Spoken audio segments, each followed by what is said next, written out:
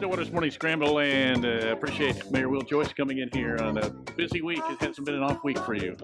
It hasn't. No, we've been pretty busy last week or so since stuff started to change. And 12:01 tomorrow is the official day for it. Do we call this Phase 1? Is that what it's been called? Yeah, or- I mean, I think this fits with what phase one of certainly the state plan and the national plan in general. We're considering this sort of what they would describe as phase one. What is Phase 2, and when is Phase 2? So I think both of those plans, the idea is that you keep an eye on cases, the number of new cases, and sort of number of new hospitalizations and that sort of thing over the next couple of weeks. If everything stays relatively stable or continues to drop over those next 2 weeks, then you potentially implement phase two sometime around the 15th, 16th, 17th of May. So this proclamation goes through the 16th of May, which is a Saturday night, to kind of get us back on starting a week rather than making these changes on a Friday. We want to try to give some people time to plan for them, and so we'd be looking at somewhere around May 18th probably to see when phase two might start. If the numbers continue kind of what they're doing right now. Phase two, you probably see some stuff. Well, bars would be back open with limited capacity under phase two in both of the federal and the state plan. Can I ask you about since we're talking about restaurants before the bars, restaurants, there's a bar within that. What are the rules there? They're allowed to operate under the same restrictions that the restaurant seating portion is. So same kind of distancing requirements. They'd have to space out if there's tables in the bar. You got to space those out the same way you would in the seating area. Spacing out bar stools and that kind of thing to make sure people are spread out. So yes, if there is a bar within a restaurant, they can operate now in the same rules as the restaurant. But primarily bars would not open until the next phase. You probably also see things like, we're looking at whether youth sports could start with just sort of practices at that phase. I think that's where the governor has it in theirs is sort of the beginning of youth sports practices, maybe in that kind of a phase. Currently, all of our park sports facilities will continue to be closed other than the tennis courts. So we won't see that in phase one, but we may see that in phase two. We may look at trying to get the public library, at least in a limited capacity, back open under phase two. They've been doing great work remotely, by phone, that sort of thing. They're working up a curbside pickup for books and that sort of thing as well. So really appreciate the work that they've been doing. Those are the main things you probably would see in phase two here, and with that potentially a loosening or expanding some of the capacity requirements in the businesses that are already open, right? Loosen some of that stuff up. It really just depends a lot on what those numbers really look like, right? I mean, is it and there is a lag with the numbers, right? Well, yeah. I mean, the incubation period for the virus is potentially up to 2 weeks, right? So, if somebody goes out today or tomorrow and catches the virus somewhere, you may not know that until right at the end of this kind of 2-week phase one period. And so, we want to keep a pretty close eye on those numbers, and we'll have to make decisions, pretty quick, sort of towards the end of those periods, so we can kind of see what the effect has been. Because that's the goal with everybody's plan, with the federal and the state plans, is to kind of see, okay, if we do this on a limited basis, how much does it affect our numbers? Is it causing a problem, or is it still going okay? And so we need enough time to see how that goes. So we'll have just over 2 weeks, given the timeline of this plan, to make that determination.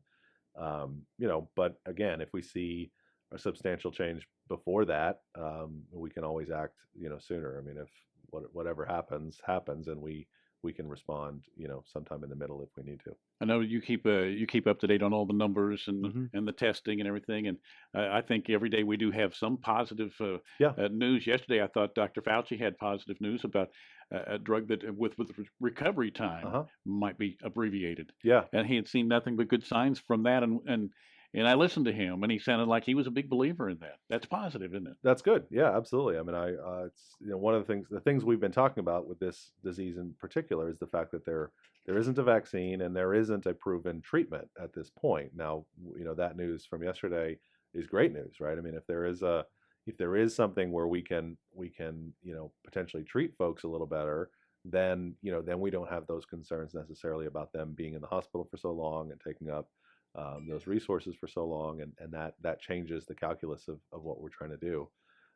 So it would be great to see, if treatments become available, that will certainly help make those decisions differently. I think one of the other things, Steve, I wanted to help make sure people understand is that because some people have said, well, why is Stillwater, why are you differing from the governor's plan? Why don't you just do exactly, just kind of leave it open the way the governor has kind of left it, with a lot of somewhat ambiguity in it. And I think one of the things, I think the governor's making plans for the entire state, which is fine. We're concerned in Stillwater with more local issues, and I think one of those major local issues is the fact that we have a public trust hospital in this community. Stillwater Medical Center is a municipally owned hospital. It's a not-for-profit owned by public trust here in the city of Stillwater. It is our responsibility to protect that institution and make sure it's available to provide healthcare services to our community. We don't have another one. We're not in a suburb where all of our people are going into the city somewhere to get medical treatment. Right? We have a different set of circumstances, and I think the hospital itself is one of those major circumstances that makes Stillwater's situation a little bit unique. That and the fact that we're a university town and there's a high level of mobility in our population. Those kinds of factors. I want to mention that just to make sure people understand that not every situation is the same, right? We want to try to, we need to be concerned about our community and the unique factors in our community, and that's part of the reason why our decisions have been made the way they have. If we didn't have a medical system here, if we didn't have that concern, our decisions would probably look a lot different, even from the very beginning. So I hope people understand that, and I hope people understand that the hospital itself has been my main focus of why we've made these moves in the first place, is to protect that hospital system. And so we'll be listening to them very closely moving forward as well, about what they're seeing and what their concerns might be. And if they start to get concerned, we'll start to get concerned, and we'll start to act. Sounds good. Anything we've missed, you think? We've covered quite a bit. We'll be back on Monday. City Council meeting Monday. Again, we've met almost every week. I think we've met every week since this whole thing started. Will be a regular meeting. The regular business of the city is still ongoing. Our last meeting on Monday, we had a drainage study. We talked about our water runoff issues. We're continuing to do all of that regular business as well. So yeah, take a look. The agenda should be up now, if not very soon, for the meeting on Monday. I love watching the Zooms, by the way. It's kind of fun. Actually, Vice Mayor Darlington mentioned to me yesterday that the Zoom meetings are a little bit better for us because you can actually see each other's faces when you're having a conversation and discussion. When we're sitting up on the horseshoe or whatever you call it for this regular city council meetings, we're all sitting next to each other and looking out, and it's not a very conversational. Like if you're talking to someone or asking a question, it doesn't feel the same. So there's definitely some advantages. My favorite was the call-in that because they're up there and they look like either the Brady Bunch or Hollywood Squares, and the one that called up and asked and it said, "I'd like Elaine Zanatti to block, please." It's my favorite call. You should make that call. Would they take it? Oh, if I called, would they take it? Hey, and I'm going to put you on the spot. I didn't ask you this before, but those headphones are there, and we have State Senator Bill Coleman on the line. Okay.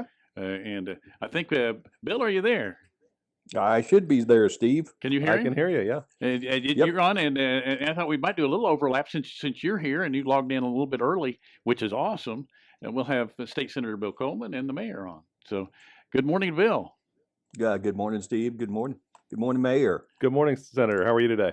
I'm doing well. Good. So do you have any questions, Mayor, for the state senator? I have a question for Senator Coleman. Sure. There is a bill, and I know you guys are scrambling trying to hear the stuff that you're supposed to hear, and this is totally out of the blue, so you're probably not going to have any idea what I'm talking about. But there's a House Bill 1992 which allows for ad valorem public safety districts to be created in cities, that I think is sitting in maybe the Municipal Government Committee in the Senate. I don't know if you've heard anything about that or whether that's going to be heard this session or not. I'm familiar with the bill, actually, Mayor. Whether or not it's heard or not, I don't know. The floor leaders are going through the bills right now because we're going to have a short fuse when we go back on Monday. Yeah. The litmus test we're putting on the bills, what does it do and why does it have to be done now? So we're going to ask those two questions on every bill before we look at them. So I am familiar with what you're talking about. Well, just to lobby on its behalf, it's going to be very important from a city perspective. It does help with sort of diversifying our revenue and providing revenue for public safety going forward. So certainly hope it gets heard. And if you want to talk more about it, we can do that offline. I'm familiar with it. If it makes on the floor, I'm a yes vote, Mayor. Excellent. Appreciate that. How's everything? The Senate is. You guys are getting back into it on Monday. Is that the plan? Yeah, we're going back on Monday. Question is what time it is. We don't know if the governor's going to demand we go in there and vote on that health emergency that expires here pretty soon. So if we go in to renew that by Constitution, we have to go in at 8 in the morning. If we don't do that, I'm sure we'll start at our regular time of about 1:30 on Monday afternoon, and we'll be voting on some stuff next week. It's going to be busy, I imagine. I could see it's going to be very busy. Your face when you said 8 in the morning. That's a long day. It's going to be very difficult and very tedious, and it's going to be full of some difficult decisions. Yeah. Well, we certainly appreciate the work that you're doing, and the full Senate and the House. It's been a crazy time to try to do that job, and certainly appreciate the commitment and the effort you guys have put into it. And thank you too, Mayor. You're the boots on the ground. I appreciate it. Yeah. Senator, do you have a question for the mayor? Because obviously the proclamation came out here yesterday. Ponca is, which is, you're based out of, well, you live in Ponca, and your district is a wide district, but we're doing things differently here, and it's a different scenario than it is in Ponca City, isn't it? Yeah, Ponca City decided to follow what the governor's guidelines were and go with the CDC guidelines. They announced that pretty quick after the governor announced that. So I did get my hair cut last Friday, Steve. Well, I saw you Friday, and I thought you looked fine. He said you compared you're going to be the second most famous mullet in the state if you weren't careful. So Yeah. Barney's Barbershop opened up on Friday, as the governor said you could, and there were 5 people in line before 6 in the morning. Oh, wow. Now here you have to make a reservation, do you not? Or what's the rule? Yeah, I think it's by appointment. Although you can just kind of go. I think you can go in and put your name on the list. Barney has a sign-in sheet. Yeah. He had it on his front door. You signed in, then you went in your car and waited for your turn. Yeah, and they'll be able to do that here. I mean, same sort of thing. We just don't want people, sitting in the waiting room, waiting for. And that's what doctors are doing, is what I understand. Sure. Yep. And that's a big part of both the governors and I think most of the local rules are to try to keep those people from gathering together. I have already made my haircut appointment too, because you look good. It's been long. It's been a long time. I haven't seen you since you cut your beard, which has been you hadn't been in several here weeks. Yeah.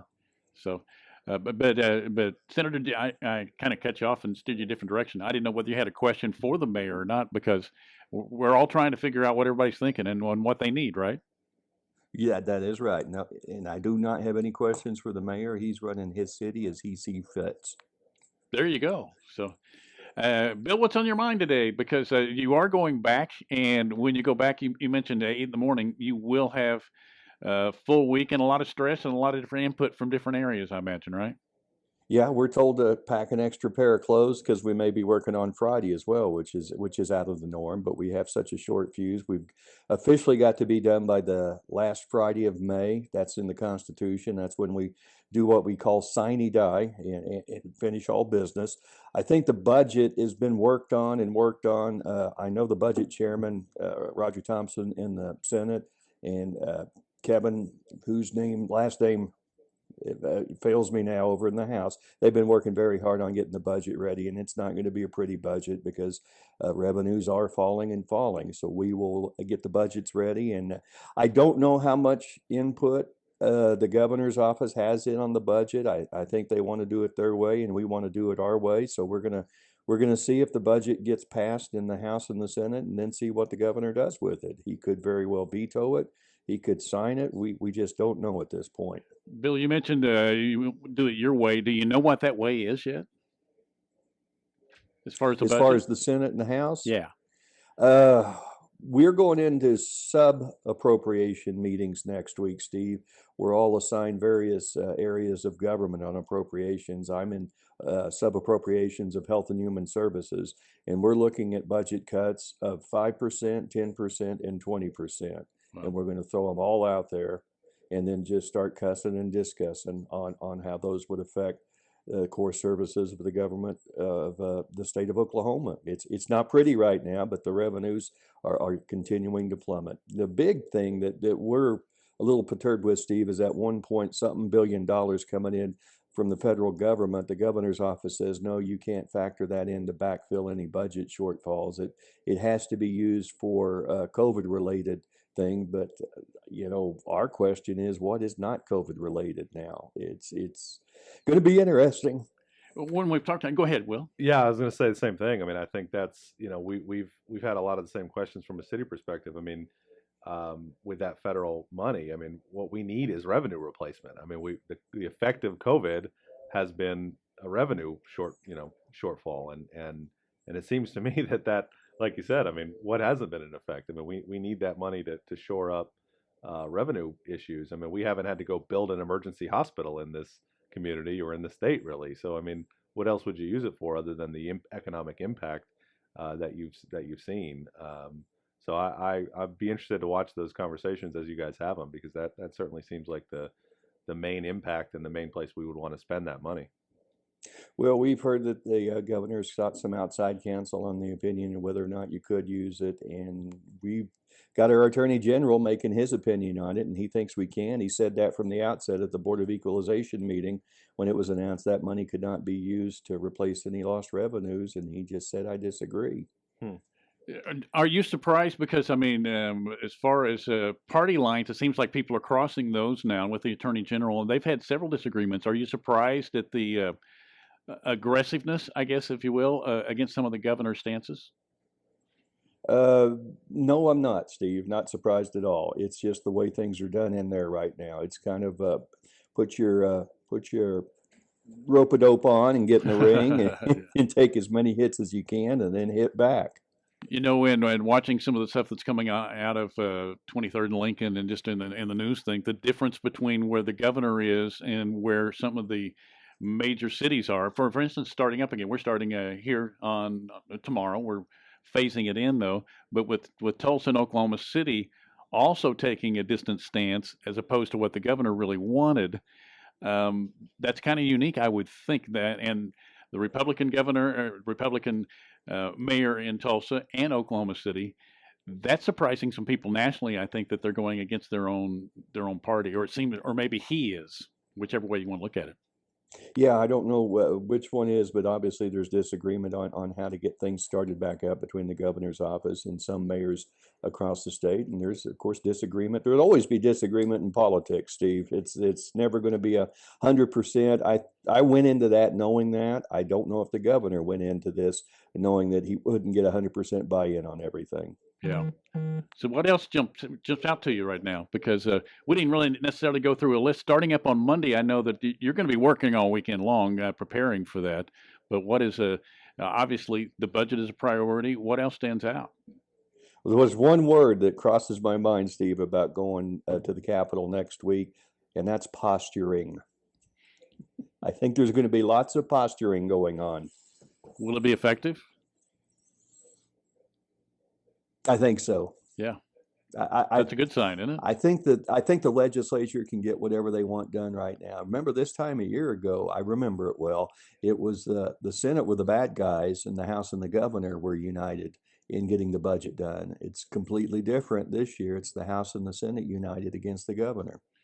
We have lots of rules with the mayors, and so the councilors can't meet more than two at a time. What's a quorum? Yeah. Quorum would be 3, so we can't do that. So you can only do 2, right? Yep. What's a rule in state government? Do they have any? Not that I know of, Steve. There's, of course, there's always after hours activities where there's not a quorum. We'd have to have 25 for a quorum, but yeah, you can see us in packs after hours for sure, and during hours, as a matter of fact. I've seen as many as 6 people in the senator's office before this thing started, and we have, of course, meeting rooms everywhere. But I really can't recall an official meeting with more than a quorum. Of course, when we go into caucus as a Republican Senate, it's 38 in the room, but it is not official state government business. It's Senate caucus business. Yeah, the state of Oklahoma is one of 4 states that the state legislature is not subject to the same open meeting laws that the rest of the government is, which is always an interesting thing from my perspective. It is. I know in the committee meetings, the public is allowed to come and attend those meetings. Yeah. And of course, watch them online. They're just not allowed to say anything. Mm-hmm. Yeah, the caucus meetings are the ones that seem problematic, I guess, at some level, because I know there's no state official business that's being done in there, but it's sort of, you think there's some wheeling and dealing. Well, I mean, that's the thing. I mean, who knows, right? I mean, with us, with the city council, right? If you just have 3 people that are going to go talk about something, you can't do that at all, regardless of what you're talking about. I mean, it's just, we just avoid it altogether, just to avoid the appearance that something might be happening. And well, I can assure you, in our caucus meetings, I've yet to see cigars and brandy. Really? That's too bad. Business. That is too bad. If there's ever a year you needed that would be now. Now, back in the 60s, it might have been different. Oh, yeah. Yeah. You mentioned you're liable to see a pack of senators, which I thought was an interesting term. I didn't know what the official collective noun. Yeah, I think so. I asked that, Bill, because I wondered if how often you're in communication, and I know no matter whether you're in the House or the Senate, the folks around here, you guys do communicate. What's the feel around the state that you're getting? Is there a unified? You mentioned posture. It sounds like there is a little unity there. Yeah, there is. There is, Steve. We've taken a couple of punches that we didn't really feel like we should have taken, and I think we're ready to punch back. That sounds That's good. Very vague, I know, but it's kind of the way it is. Well, no, that's kind of blunt. You have a question? Just while we're discussing these controversial issues, Senator, I'm interested to know more about the new gaming compact, especially as it relates to. I mean, this is your area too, I think, with potentially new casinos being built in Payne County. Have you heard any more specifics on that? Is that something that you guys going to be taking that up from a Senate perspective, or what should we expect to The happen legislature's next? position on that, Mayor, is that it is not legal for the governor to do those compacts. He has to go through the legislature to allow sports betting to take place in the state of Oklahoma. And the other thing that has us pretty perturbed is there was some lottery stuff involved with those 2 compacts. And the lottery is, of course, is the part of the state of Oklahoma. And he just kind of bowled his way through on those things and said, here's these compacts, I'm signing them, sending them off to the feds. And the Attorney General went out that night and said, no, we can't do it this way. So we were left out in the cold on that. Our position is that is wrong, and what he did is not legal, and it cannot stand. Okay, so is there official action that has to happen there, or what? Oh, that's a good question, Yeah. Mayor. That's a good question. I know that lawyers have been talking to Senate leadership as well as House leadership, the governor's lawyers saying this is legal, and we just say, no, it's not. So at some point, what we're really wanting to do is hopefully the Interior Department will say, no, this isn't going to work, and it will end there. If the Interior Department says, yes, it'll work, I'm not sure what we're going to do, but something's going to be done. Well, I know a few people in Stillwater who would be interested in taking part in whatever conversations might be happening about the fact that a casino might be built close that would include sports gambling. It's a pretty big change. We'd be interested in being part of those conversations if that goes forward. I did look in the compact, Mayor. One of the interesting things, you can't bet on in-state teams, and you can't bet on games that are happening within the state as well. Really? Okay. Yeah. Interesting. That's I would have bet against odd. that. Yeah. But, the compacts need to be done. We need to get moving. We need to get our tribal partners back on board with us. Just negotiate something, get a win-win for everybody, all tribes. Yeah, absolutely. It seems, Bill, that it seems like you're almost, I may be wrong here, but looking forward to next week because you do have numbers, and I think you're thinking you can get stuff done. And that has to be, it's a trying time and there's a lot of stress, but that's got to be, that's why you ran, isn't it? Frustrated that things weren't getting done, Steve, and now it does get to the point where I think we can get things done. And it's a distressing time. It's an exciting time too. We can make some very positive change and come out in better and when this thing comes up to a wrap. That sounds good. So, anything else that you wanted to cover here? So, Oh, I think I got it all, Steve. I've got a lot off my chest this week. well, that's good. That when we were talking when you were here last week, that's what we said. If nothing else, this is a good venting session for everybody. So, Sure. and we'll do this again. I hope next Thursday and earlier if you want. But good luck on Monday, and appreciate all you do. So, Should be at the Capitol on Thursday when we do this. that sounds good. So, thanks. I appreciate it. Thanks, Steve. Thanks, Mayor. Good to talk to you, Senator. There you go. There's State Senator Bill Coleman and Mayor Will Joyce, and appreciate you participating in that. Yeah, it was fun. And you wanting to run for Senate now? No, I'm not interested in the. I mean, the political part of that is a lot different than it is at the city level, right? I mean, I think that we're nonpartisan and party politics generally don't play much into what we do, although people certainly ascribe party politics to us. Well, yeah. Being a not registered with either party, I try to avoid it myself, but yeah, I mean, there's just so much more that comes into play when you start getting into the party politics side of things, and the municipal work seems a little bit easier to kind of focus on common goals rather than having to worry about that kind of stuff. And I think for the most part, certainly Senator Coleman and a number of other representatives, our local representatives, I think do a great job. John Talley and Trish Ranson and Senator Duggar of keeping sort of away from buying into just the party I think so kind too. of stuff, but it's definitely there to a large degree, and it becomes a just another hurdle you have to jump over to try to get to the finish line. And it would be nice if politically we were able to just focus on the goals and not have to focus on the hurdles. But yeah, that doesn't sound like a whole lot of fun to me. Yeah. Hey, let's do a recap as we wrap things up. Appreciate you giving us a better part of an hour. I know that you are swamped these days, but if you're just joining us to recap, 1201, things changed a little bit, and then that's just the opening phase. Yeah, so we'll start phase one of reopening businesses and activities here in Stillwater starting midnight tonight. So effective really tomorrow, Friday, May 1st. Certain types of businesses, including restaurants, beauty salons, barbershops, entertainment venues, a number of those sorts of places. Everything's available at stillwater.org on our website. But those places will be able to reopen with limited capacities and social distancing rules in place. We certainly encourage everyone to take those precautions, to abide by those social distancing rules. Many of these businesses will require that you wear a face covering as you go in to deal in a public setting with those businesses. So we ask that you please abide by those rules as well. This is, like you said, Steve, the sort of the first phase. We're going to see how it goes. We're going to see what our numbers look like.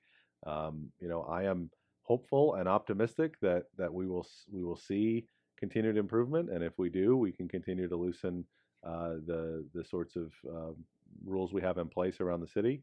But we're also prepared and ready to act if that's not the case, and if there is a reversion, or we start to go back the wrong way, then we will certainly act the way we did 6 weeks ago to kind of jump in front of this thing. So it's a little bit of a waiting game, a little bit of a we'll sort of wait and see how it goes, but we're certainly excited to have some businesses open back up, and hope to see safe and careful patronage of those businesses here over the next couple of weeks. It's been a fascinating time for sure. I mean, a stressful time, but in watching, we've had at least two of the Norman mayor, who I think you've gotten to know pretty well.